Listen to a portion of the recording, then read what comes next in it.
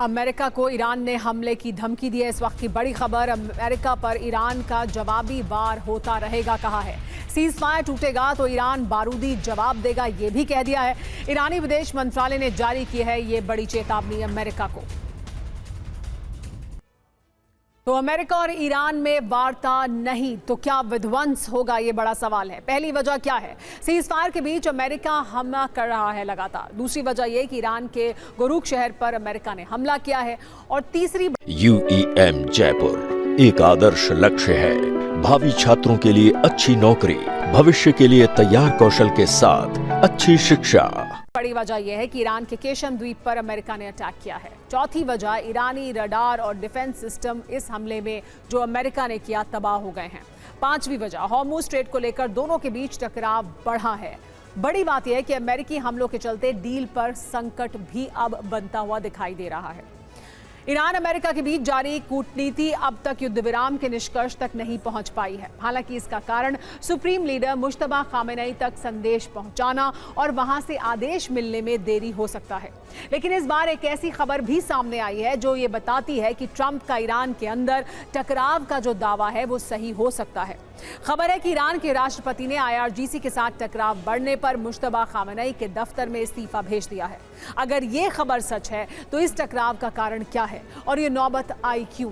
जवाब इस रिपोर्ट में देखिए। ईरान का तंत्र भस्म, कूटनीति सिर्फ रस्म। संकेत यह है कि ईरान की आंतरिक फूट उभरते ही ट्रंप ने समझौते के मसौदे को फाड़कर तेहरान वापस भेज दिया है। इसके अलावा यूरेनियम को जब्त करने पर बहुत कड़ी शर्तें भी लगा दी। दरअसल US ईरान जिस समझौते को अंतिम रूप दे रहे थे उसी ने ईरान में गृह युद्ध की स्थिति बना दी। पत्र में लिखा है कि देश का प्रशासनिक तंत्र नियमों से भटक चुका है। शासन का नियंत्रण और निर्णय अब IRGC के कुछ कमांडरों के हाथ में है। उन्होंने राष्ट्रपति और सरकार को देश के फैसलों से अलग कर दिया है। इन हालात में मैं सरकार चलाने और दायित्व निभाने में असमर्थ। पेजेशकियान का उदारवादी खेमा चाहता है कि देश की दम तोड़ रही अर्थव्यवस्था को बचाया जाए। अमेरिका को यूरेनियम के मुद्दे पर थोड़ी ढील दी जाए।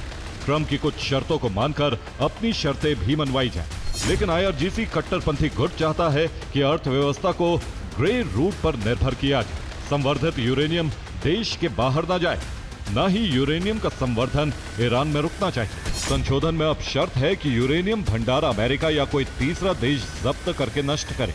हॉर्मुज़ को बिना किसी शर्त अंतर्राष्ट्रीय जहाजों को इस्तेमाल करने दिया जाएगा और ईरान को अरबों डॉलर की जब्त संपत्ति तभी मिलेगी जब वो इस दिशा में कदम उठाएगा। दावा है कि ईरान ने अंतर्राष्ट्रीय जल क्षेत्र में उड़ान भर रहे अमेरिकी MQ-1 ड्रोन को मार गिराया, जिसके तुरंत बाद सेंटकॉम के लड़ाकू विमानों ने ईरान के रडार स्टेशन और कमांडर सेंटर पर हमले कर दिए, जिसके जवाब में IRGC ने कुवैत के पास अमेरिकी एयरबेस पर मिसाइलें दागी। ईरान वास्तव में एक समझौता करना चाहता है जो अमेरिका और हमारे सहयोगियों के लिए अच्छा होगा।